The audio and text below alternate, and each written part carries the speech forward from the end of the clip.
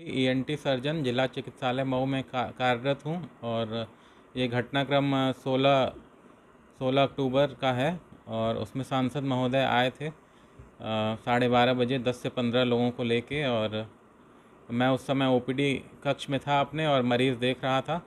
उस समय सांसद महोदय जी आए हैं और उनके साथ में भी कई सारे लोग आए हैं। और उनके साथ वाले जो लोग थे काफ़ी अभद्र टिप्पणियाँ कर रहे थे, मुझे दारूबाज डॉक्टर बोल रहे थे और कह रहे थे कि पैसा लेते हैं मरीजों से, और गलत आरोप लगा रहे थे, जैसा कि कुछ भी नहीं है। मैं नियम से अपनी ड्यूटी करता हूं और समय से बैठता हूं।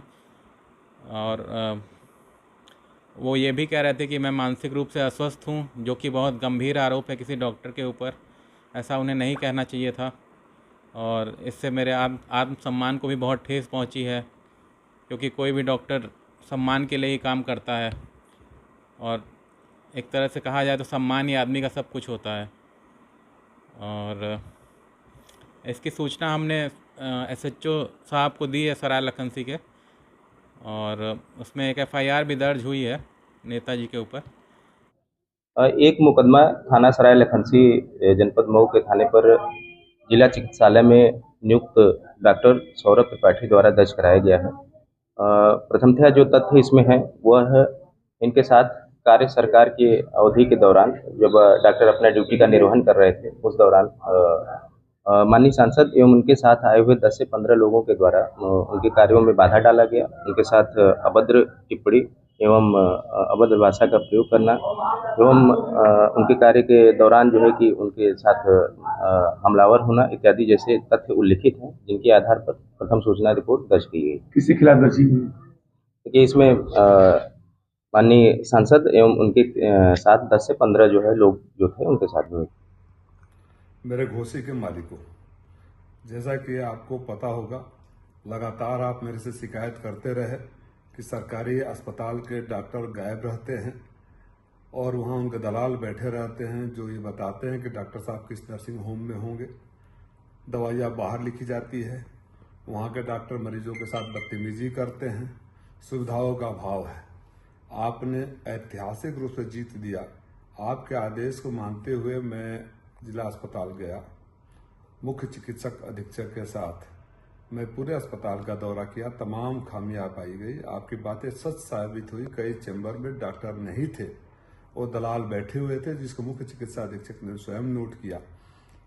कहीं मरीज जमीन पर पड़ा हुआ था, आप सब गवाह हैं उसके, मीडिया के साथी थे, अधिकारी थे, डॉक्टर थे। कहीं कोई मैं एक पढ़ा लिखा सांसद हूं, उसी के हिसाब से मैं खाली नोट कराता गया। उस आखिरी कमरे में जब हम पहुंचे तो देखे कि बाहर मरीज परेशान है, कुछ महिलाएं रो रही हैं, चिल्ला रही हैं। मैंने पूछा तो एक महिला ने बोला, गरीब महिला ने, कि 11 बजे डॉक्टर साहब आए और डांट रहे हैं। भीतर हम गए, तमाम मरीज और पत्रकार नाराज थे। मुझे लगा कि मन आक्रोश में कहीं बाहर न चला जाए। मैं सबको मना किया। मैं बोला मैं बात कर रहा हूँ, मैं डॉक्टर से सिर्फ इतना ही कहना चाहता था कि हम पढ़े लिखे लोग हैं, मारपीट नहीं करते हैं। किसी ने कहा कि 11 बजे आते हैं, 12:30 बजे चले जाते हैं, फिर घर पे बुलाते हैं। किसी ने कहा कि बदतमीजी करते हैं, किसी ने कहा कि हेलमेट चला कर मारते हैं, किसी ने कहा कूटते हैं। तो मुझे लगा कि माहौल खराब हो रहा है। मैं डॉक्टर को समझाऊं कि पढ़े लिखे डॉक्टर मारपीट नहीं करते। वो हमसे बदतमीजी करने लगे, बहरहाल बदतमीजी करने लगे। मैं समझ गया कि जो इनके खिलाफ शिकायतें आती रही और तमाम एफआईआर इनके ऊपर दर्ज है वो सही है। मैं चला आया। मुख्य चिकित्सक अधीक्षक महोदय, आप सबको पता है कि उन्होंने खुद इतने पीड़ा में थे, उनके व्यवहार से लगातार मना कर रहे थे, कि बयान जारी करके कहा कि इस डॉक्टर की लगातार शिकायतें आ रही हैं और शासन से गुहार लगाई कि इसके खिलाफ कार्रवाई करो। नोटिस जारी किया, लेकिन जो संरक्षण देते हैं ऐसे लुटेरों को, उनको ये बर्दाश्त नहीं हुआ कि कोई आपकी आवाज पर जाकर वहां निरीक्षण करे और सुधारने का प्रयास करे, क्योंकि उनके पेट पर कहने लाग पड़ती। उनके सह पर डॉक्टर के जवाब को, जो शो का नोटिस मिला था, जवाब को ही पुलिस की कॉपी निकालकर मुकदमा मेरे पर दर्ज कर देती है। ये अद्भुत घटना आपके मऊ में, ये कारनामा मऊ में ही हो सकता है कि जिसके सबसे बड़े डॉक्टर अधिकारी ने, जिसके खिलाफ, जिस डॉक्टर के खिलाफ अनुशंसा करी हो, कठोर कार्रवाई की शासन से गुहार लगा रहा हो, पत्र लिख रहा हो, उस डॉक्टर को बचाने के लिए उस सांसद पर ही केस करा दिया गया, जो आपके सवाल पर वहाँ गए थे। मैं सिर्फ आपसे ये कहना चाहता हूँ कि आपने जो सबसे बड़ा ऐतिहासिक आशीर्वाद दिया वो मेरे लिए सबसे बड़ा हौसला है। बेदाग हूँ, ये चाहे कितना कर ले, न मैं आपको लूटने दूंगा न दबने दूंगा। जो हमारे गरीब मरीजों को लूटेगा उनकी डॉक्टरी नहीं चलेगी, चाहे कितने भी मुकदमे करा लो।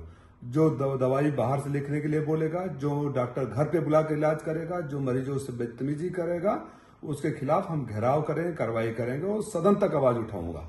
इस मुद्दे को कोई सोच रहा हो कि राजीव राय को डरा दिए, आपका ये बेटा, आपका भाई डरने वाला नहीं है। माननीय मुख्यमंत्री जी, आप स्वयं संज्ञान लीजिए, पता नहीं आपकी जानकारी में है कि नहीं है कि आप जो दावे करते हैं, आपका सांसद जब जाता है और वो सही पाता है जो जनता शिकायतें करती है, अगर आपके संरक्षण में या आपकी जानकारी में माननीय उप मुख्यमंत्री जी ने, जो स्वास्थ्य मंत्री भी है, तो 1 साल पहले वादा किया था कि कठोर कार्रवाई होगी। तो जो उप मुख्यमंत्री ने वादा किया, जो मुख्य चिकित्सा अधीक्षक गुहार लगा रहे हैं, लेटर लिख रहे हैं, अगर उस पर कार्रवाई नहीं हुई तो आपकी आवाज उठाने वाले पर जो कार्रवाई करता है उसके खिलाफ तो जनता सड़क पर उतरेगी। और जिन लोगों ने भी ऐसे संरक्षण दिया है उनको तो जनता की नजरों में आज कहाँ खड़े होंगे वो स्वयं सोचे।